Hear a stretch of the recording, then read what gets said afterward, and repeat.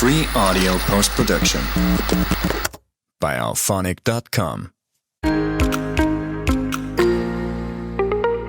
Welcome to Sports Management Podcast, where you will hear interesting sports management professionals share their stories, experiences, and passion for the sports management industry. I am your host, Marcus Philipson. Welcome to episode 188 of Sports Management Podcast. Today's guest is Dennis Fryer, the founder of Hustle Inc. Dennis is a sports business professional with experiences from Washington Capitals, Carolina Hurricanes, Baltimore Ravens, and more, before starting his own company, Hustle Inc. We spoke about how to build a winning team, his nickname Denny Hustle, empowering teams, his obsessive personality, the importance of preparation, and much more. Dennis Fryer, welcome to the Sports Management Podcast. Thanks so much, Marcus. Very, very excited for our conversation here.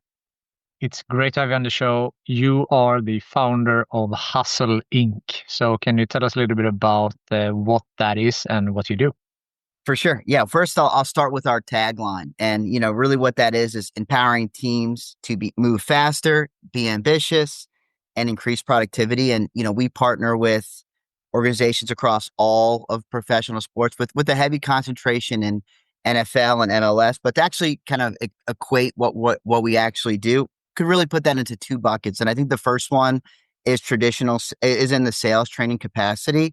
And, I try not to use the word training, honestly, because I have the viewpoint that you train animals, but you coach people. So I view myself as a sales coach, but just for the listeners here, I'll try not to confuse people too much here. And, we'll go on site. We'll spend a few days with a client, spending time on, candidly, whatever they want to spend time on. And we build our focus and we tailor it specific to what teams deem as what I would call an area of opportunity. And then the second bucket is really on the consultant side of the business. And primarily we're working with leaders. And, I view myself also as a sales leader on speed dial, right? And what I mean by that is I'm another voice for leaders. I'm another person to throw things by when it comes to sales strategy, and then ensuring that they're equipping their teams properly, whatever that might mean. That's so interesting. You have worked on the team side and now you're running your own show. So, what's some experiences that you have brought with you from that job that you can now elevate and use in your current role? For sure. Yeah. I feel like, in the sports realm, I've kind of came from what I would deem as maybe, some humble beginnings, right? I started in minor league baseball and, I'm very, very grateful. That was the first place that my career started for a lot of reasons, right? I think I learned a lot of institutional knowledge there, but I also learned things that maybe I couldn't have learned at the big league level, right? Just being involved in every aspect of the business. For a young person, I felt like that was just so valuable, and maybe it didn't always feel like it at the time because there's a lot of effort and there's a lot of time and a lot of things that can be difficult about minor league baseball. And but I'm forever grateful. And my boss there was John Bishop, and if you're not familiar with that name, he went on to be the AVP in the NBA, working with Teambo, and now he's actually the head of Play Fly Sports. And he was somebody that was just the ultimate leader, and I learned a lot of valuable lessons from him. And I just feel like I'm so blessed. And I think there's a constant trend in the trajectory of my career is that I've been blessed that I've worked with really some amazing people, some, in my viewpoint, and I recognize the bias here, maybe some of the best leaders on the face of the earth. So I feel very, very grateful for that. I had the opportunity to start my career at the Durham Bulls. I spent 3.5 years there, but I had aspirations to work at the big league level. And I went to Washington. I worked with Monumental Sports. And for those folks that aren't familiar with that, really we had 4 properties, right? We had the Wizards, we had the Capitals, we had Georgetown, and then WNBA and the Mystics. And, when I got there and, candidly, I was looking around for the right opportunity. And I remember driving my car up to DC and I sat in a room and with a gentleman named Jake Reynolds and Ben Cobley. Jake is now the president of the New Jersey Devils, and Ben is overseeing all global partnerships for Harris Blitzer. And they sat me in a room and they sold me on an idea. And they said, Dennis, you work hard, you do what you say you're going to do. We will get you where you want to go. And I walked out of that office, and this is going to make me sound a little soft maybe, but I remember getting my eyes getting like welled up in the elevator, leaving that office because I believed them and I knew what they were telling me was true. And thanks to amazing people like that, I'm working in the industry that I love, and they were people that were true to their word. And, I had the opportunity to be there about 2 years. And I look at my time in DC as getting a PhD in sales, right? And it was an unbelievably valuable time. And even personally, I met my wife in DC. So really the most monumental time of my career, pun intended. I had the opportunity to leave there and I went to Carolina and I was the first inside sales manager for the Carolina Hurricanes. And my boss there is, I think, as good as any leader on the planet, Sarah Daniel. And she came from the NBA and built out what a lot of folks would call an NBA style sales setup in the NHL. And I learned so much from her. And spending time, my 3 years there was just amazing. And, from there, I had the opportunity to go to Baltimore. I was the head of sales for 5 years with the Ravens. And I always use this joke. So if there's people listening that know me, they're going to know it. Some people call it the Lamar Jackson era. I call it the Dennis Fryer era. But in all seriousness, him and I literally started the same week. And I'm forever grateful. And I felt like I was there at an excellent time where maybe for the first time in organizational history, just a little dip of excitement from the fan base. And for me, I saw that as just an absolute unbelievable opportunity for a great top tier organization that everything you've heard about them from the outside is true. I can personally attest. But to come there and have the opportunity to sell a product that really wasn't available for 2 decades because of the sellout status and things of that nature was just an incredible opportunity. And that leads me to what I'm doing here today. That's fantastic and great to hear your backstory there. A lot of great leaders that you worked under, and now you mentioned that you are coaching employees. So and you have had some good coaches yourself. So what are some qualities that you look for in a good employee? For sure. I'll answer that first with a quote, and this is probably the quote that comes out of my mouth the most often, and it's a Doc Rivers quote. And average players want to be left alone. Good players want to be coached. Great players want to be told the truth. And I love that. And I think if you played any sort of organized sports in your life, you could really put yourself and every one of your teammates into one of those buckets very easily, right? And I look at that and well, what does that really mean from a professional perspective? It's like you need to be willing to hear the truth. And there's a quote that's circulating on the internet right now, and I really gravitated towards it because I think it's so accurate. It's like, be teachable. You don't know everything, and you're not always right. And I think that's a quote that I think we all need to hear, right? And it's great to have and grow professionally, but you'll never have it all figured out, right? And I think that to actually answer your question, Marcus, is like, what do I look for? And we all use the terminology coachability, and I think that's a pretty common one in the sports world, and it makes sense why. But really, what that's saying is be willing to hear the truth. And I remember one of my first roles in DC. My boss sitting down with me, I was like, "Hey, Kirk, I need some feedback. Like, what do I need to be doing different?" And he looked at me, he's like, "You dress like crap." And I was like, wow, like that's like, you could make the claim that sounds kind of rude, but no, he meant that lovingly because he recognized that the way that I carry myself matters. I'm going into the office of a decision maker, and I'm in Washington, DC. I did have to look the part. So I remember, texting my girlfriend at the time, who's now my wife, Laura. I was like, "Hey, we got to go to the outlets this weekend. I got to get some new shoes." And, and we did that. But, I use that analogy, or I use that example because it's like that on paper sounds like a rude thing to say, but I have to be willing to take that the right way and understand what he's saying and apply it. So I know that might not be exactly answering your question, but I think when you talk about, coaching and developing, you have to be willing to kind of look at yourself and evaluate and then take that to get better. Yeah. No, it answers it definitely. And, being coachable, but also maybe to have like a growth mindset to be able to learn and wanting to learn. And what you said there for if someone gives you a criticism or something, to take that as something constructive that you can work on, like you did there with how how you dressed or something, for example, instead of just taking it personal and be upset about it. For sure. No question about it. Super interesting. Is there a difference in training employees versus how you train managers? I would say, in my viewpoint, what I just described is really the answer to that, right? I think the first thing that I would say, and this is something that, my boss, Sarah, kind of ensured that it got in my brain as a young leader, is don't expect people to be like you, right? And I think we all are different, right? And, and one thing that I look at, even in just overarching in the sales coaching perspective, is I don't really believe in like the one size fit all approach, right? It's like, my job isn't to tell people like, here's the hustle way and I know everything. Like I just don't believe that, right? Because I do think that there's more than one way of doing things. And so I just don't subscribe to that, what I would deem as like a one size fit all approach. But ultimately, y- you know, to answer your question, like I don't really look at those two things that dissimilar, because you have to have people that care, right? And whether they're a leader or they're a sales rep is irrelevant. They just have to care, and they have to your point, have that growth mindset to get better. Simple as that. No, I like that.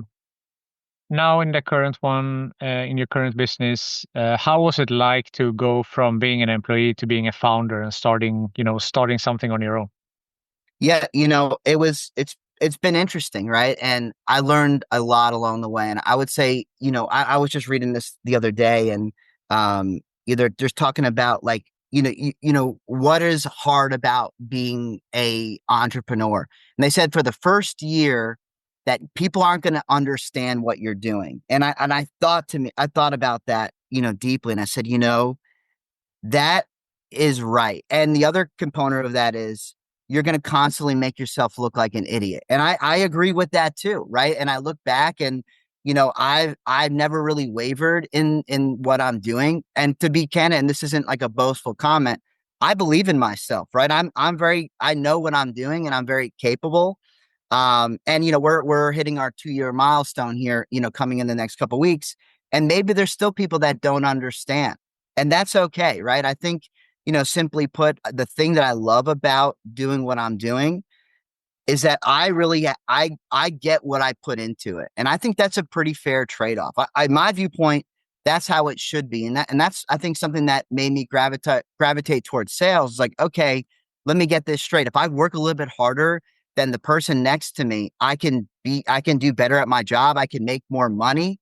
To me, that seemed correct, right? That seems like the way it should be. And, for me now, I have the ability where that now this is at, maximum, right? Everything that I do matters, and I get to control everything. I have control of every aspect of it.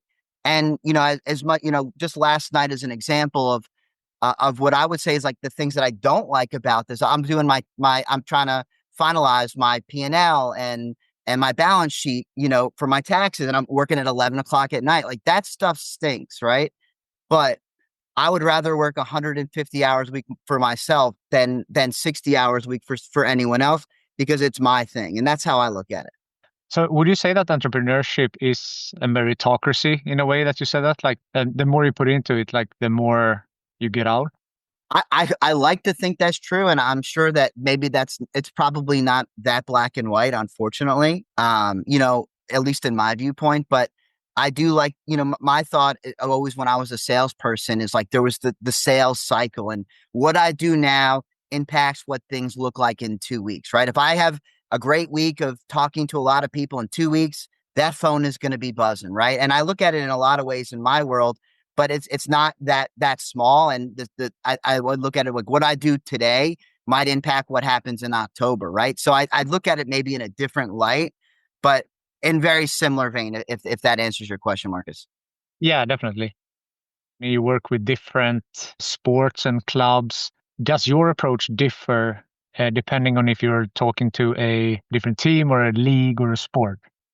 Absolutely. And, and to just kind of hit on that a little bit, I think that's what makes us different, right? And, when building this product out, I'm of the viewpoint that like the best products or best inventions solve a problem. Now, I'm not saying that I involve sales coaching. So if anybody's misconstruing that, that's not what I mean. But I did see that there's an opportunity to be a little bit different. And I think one of the things that we pride ourselves on is that we're not that one size fit all approach. And, I do want to say I have the utmost respect for the other people that are in this space that are doing things at a very, very high level for a long time. And in a lot of ways, I don't really view them as the competition. They motivate me to work harder. And I hope that I can do the same thing for them. But it's okay to have different products. And I think that the way that I view it is, we're going to have conversations with, insert team name here. And, we're going to build specific content and coaching based off of what their needs are.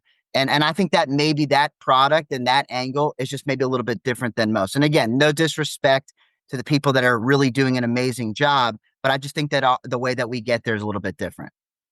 So the name is obviously Hustle Inc. So what the meaning of hustle for you? Yeah, well, I could probably answer that with a story. And to be candid, I really did not want to name the company that, right? That was not what I thought. And I know that sounds crazy.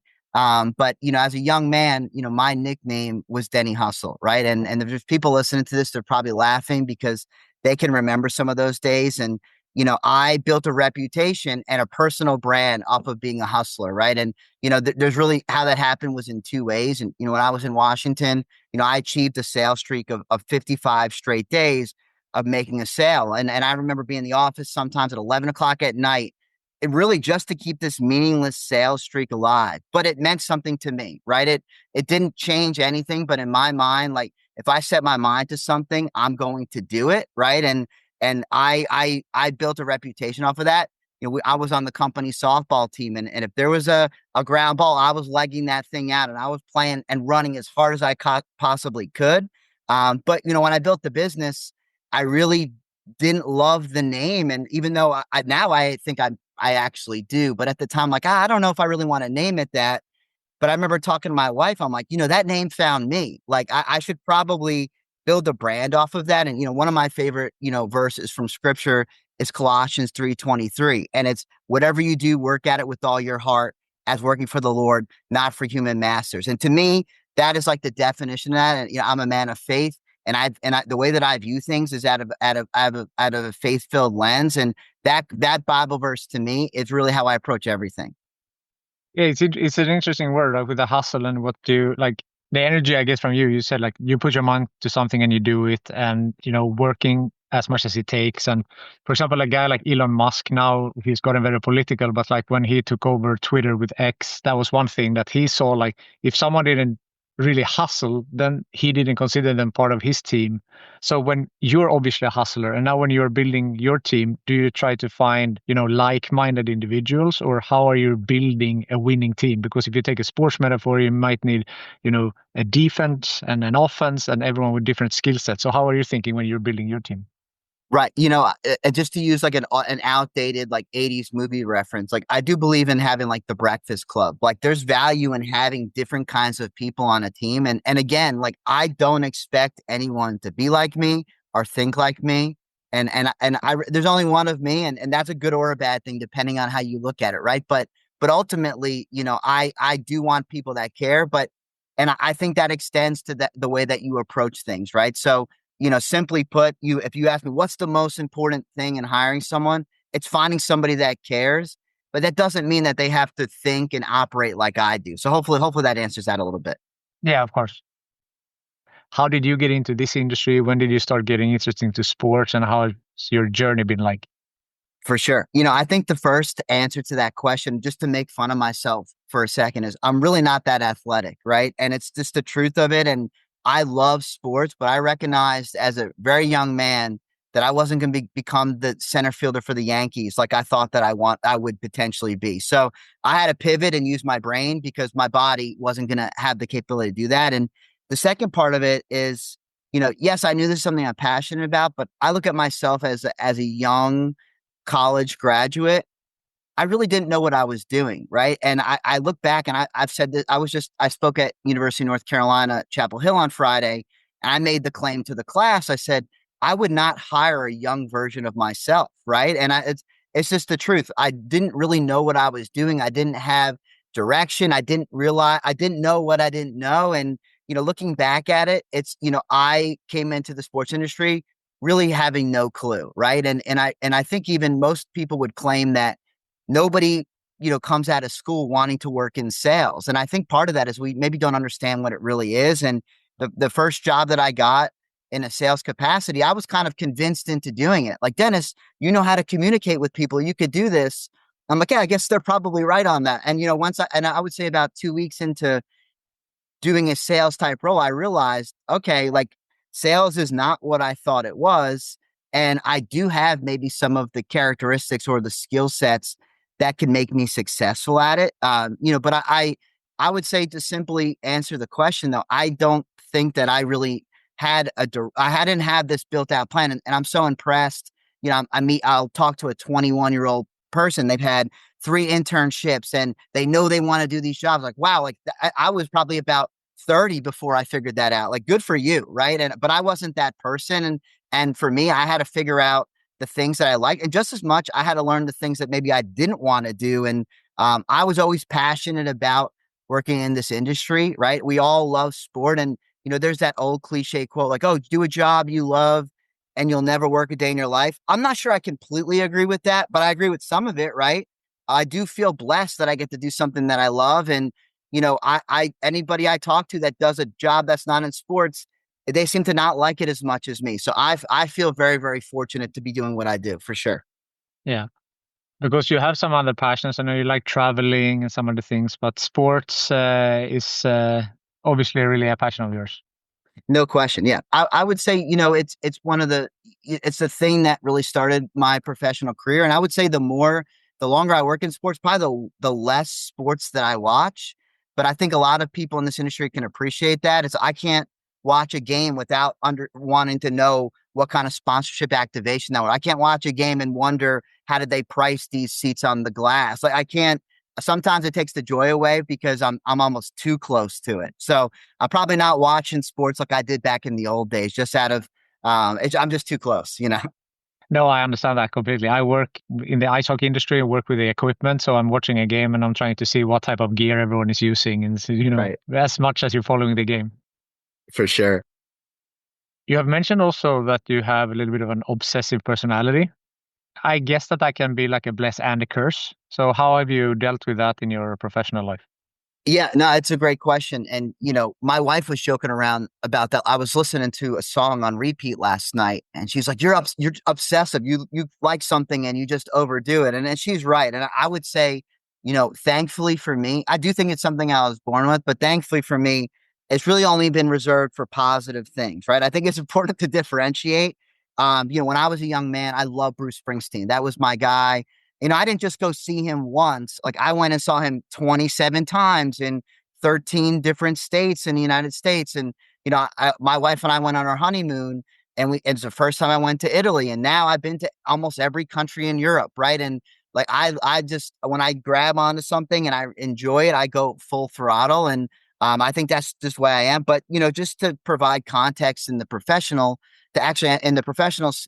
way is, I look at myself as like a student of the game. And I would take that a step further, is like, I look at myself also as like a traveling teacher. So I'm engulfed in what I'm doing and I have to be diving into sales books. I need to be listening to sports management podcasts and learn from other people that are doing things at a high level. I love the quote, and you probably heard it from Jerry Rice, that today I'll do what others won't. So tomorrow I'll do what others can't. And I think that I don't really know how to explain it other than this is just the way that I am. But that's how I look at everything. If I'm, and I remember my boss telling me, she's like, Dennis, you're either 0 or 100. She's like, you either really care about something or you don't care at all. And I think there's a lot of truth in that statement. I can't disagree. Yeah. Same thing, like, talking about preparation. That's something that you're like very big on as well. So is that, does that go for all aspects of like life and work when you're, before a meeting, before a podcast, before a sales pitch? Absolutely. I'm a believer that the more prepared I am, the more confident that I'm going to be. Right. So preparation equals confidence. And, if I'm getting ready to head on a client visit and, I'm traveling the next day, typically my wife's the one that has to tell me. She's like, Dennis, you're ready. You could probably stop reviewing your notes. And I'm glad that I have her to kind of check me because she's always right. And she'll love hearing me say that she's always right when she listens to this back. But I'm just a believer in that, right? The more equipped I am, the more confident I'm going to be. So simply put, yes. No, I completely agree. And it's always better to have the information and maybe you don't need it than to need it and not have it, right? No question about that. Yeah. A lot of quotes. I like that, you're taking that. Do you have any type of, life motto or a specific, you have mentioned some quotes, but something that you live by?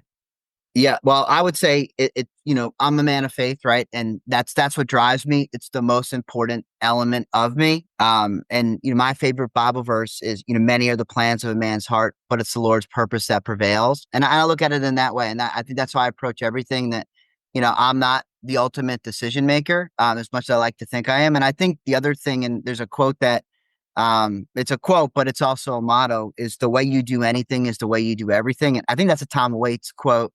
And I think that's true, right? And I think about that, and especially what I'm doing now. It's like the way I do anything is the way I do everything. So it checks me, right? It makes me evaluate the way that I approach whatever I put my name on, right? So those are probably the two things that I would say is the way that I look at the world and the business world as well.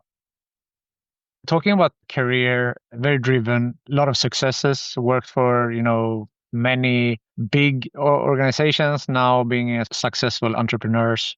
But has there been any bumps on the road in your career? And if so, how did you overcome them? For sure. I look back and I could probably sit here for an hour and give you some examples, but out of respect for the people listening, I won't do that. I look at my time in DC as one that is just so interesting, right? And I walked in a room and there's 18 people that are doing the exact same job as me. And just to kind of back up, previously I had some sales experience coming from the minor leagues, and I thought that I was better than I was, right? And I think that's a hard lesson to learn, right? It's like, I thought that I was really good, and it was a humbling time to be there. And I walked in this room of 18 people, and I remember looking around thinking, I might be the least talented person in here. I remember thinking that, and I could go around, I'm like, they're good at this. And they all had things that I really felt like I didn't have. And I remember about a couple days in of being there thinking, did I make a mistake? Like, should I have, I had a good situation and now I came up here and I have to compete with these people that are really, really good. And a lot of these people are, running teams across the country right now. So I was right. They were really good and they were more talented than me. But I look at well, what was my strength? And I think I know what it is, right? I had the ability to work harder, right? And I don't mean that in a disrespectful way to other people, but that was my strength, right? That I had, we always talk about the controllables, and the things that I could control is my attitude and I could control my effort, right? And I knew that. And if I went into it with that mentality, I was going to be successful. So, I remember being in there and every day or every couple of days, I would kind of zone in on a different person. All right, I'm going to beat so-and-so today. And I had this competitive thing in my brain that I didn't really share with others. And it was my goal. Just, I love them, inside and outside of work, but I wanted to beat you. Right. And that was the way that I looked at it.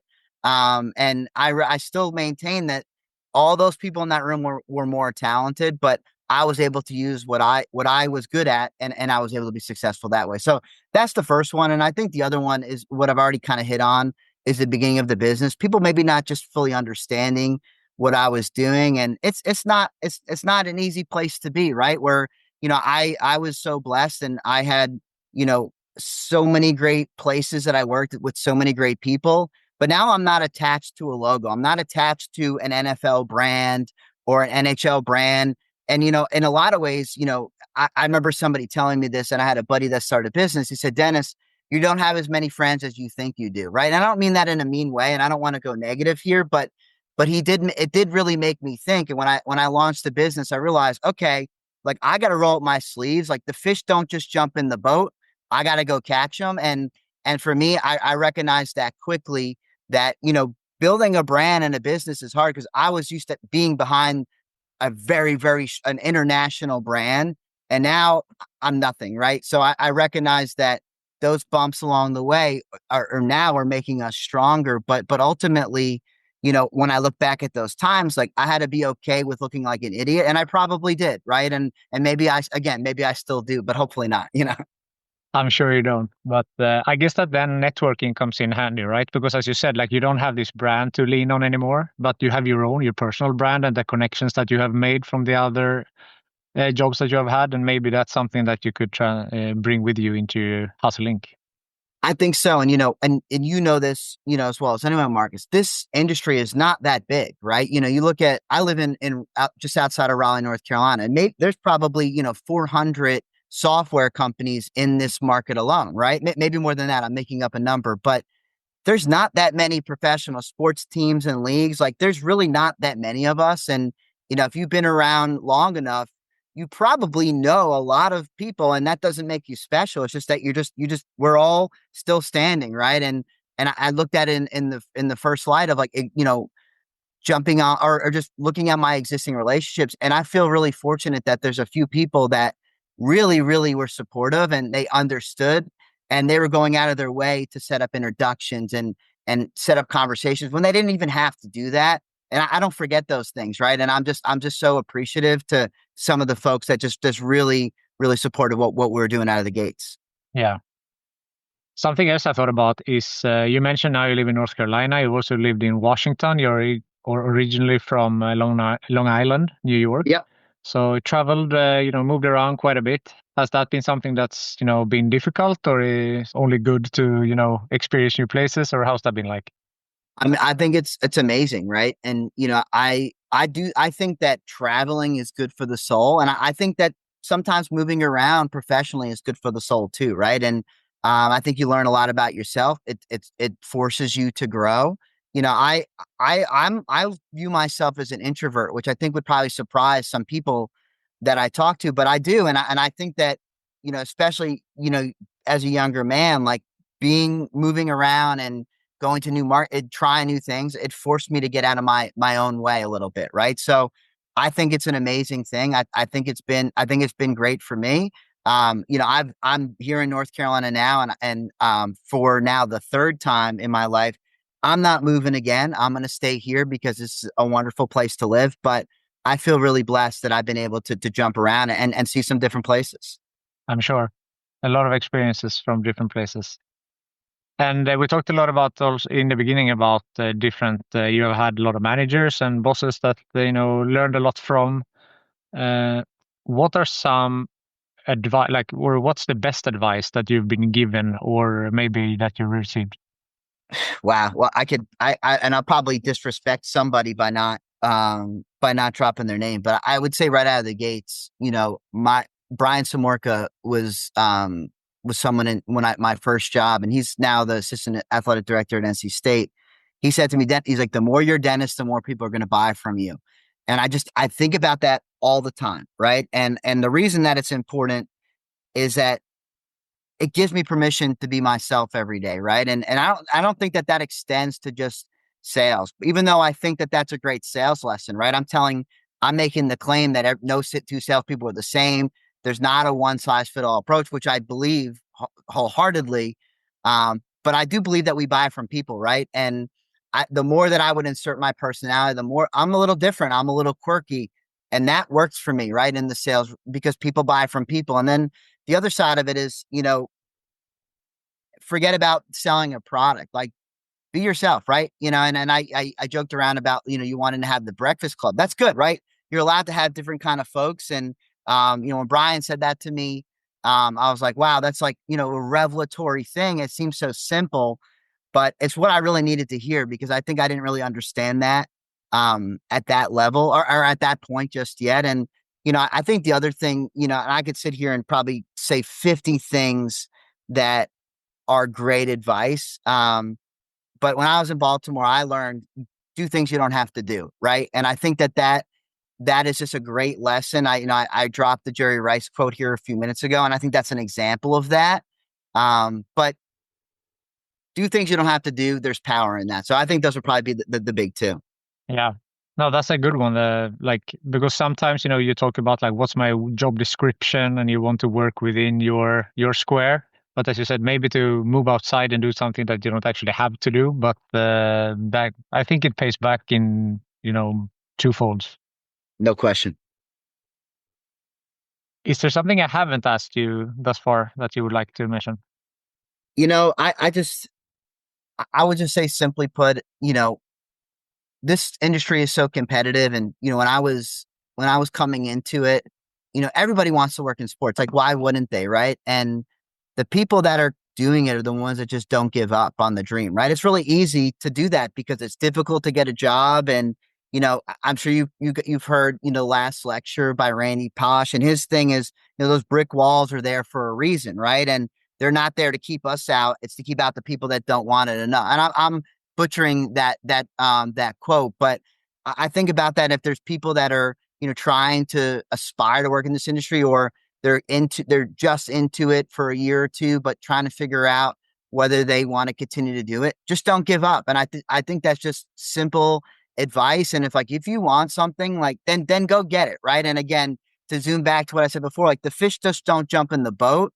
And I think if you want it, you have to go get it. And I know for me, I feel that way of, I'm not that special, right? And I'm honored to be here, but I'm not that special, right? I just didn't give up. And I think that's fared me well. And that would be my advice to anybody that's listening. Don't give up.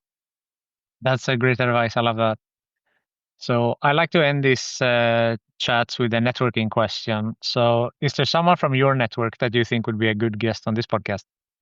I knew you were going to ask that because I did my preparation, as you know, and I've listened to a lot of this show before, which, by the way, I think you do a great job. So again, I do want to thank you for having me. And, I would probably say there's two people, and I want to answer this question maybe differently than some of the other folks before.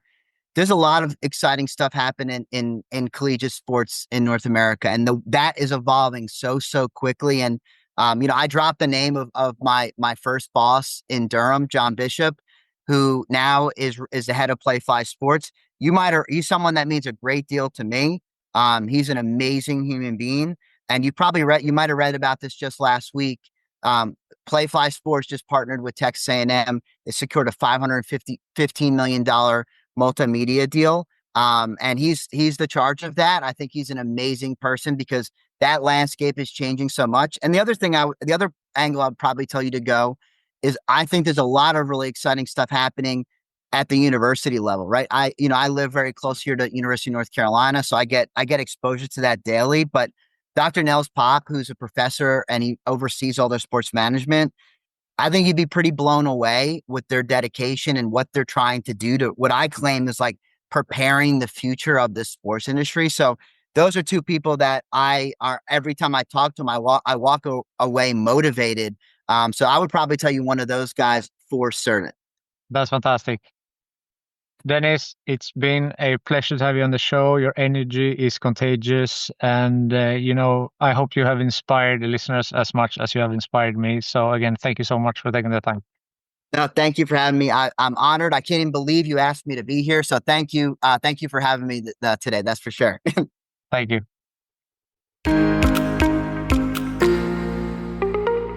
Thank you for listening to the Sports Management Podcast. Please hit the subscribe button so you don't miss out on any upcoming episodes. Also, feel free to leave a comment about what you thought about this episode.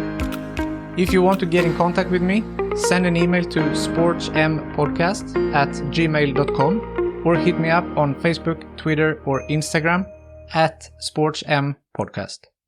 Free audio post-production by alphonic.com.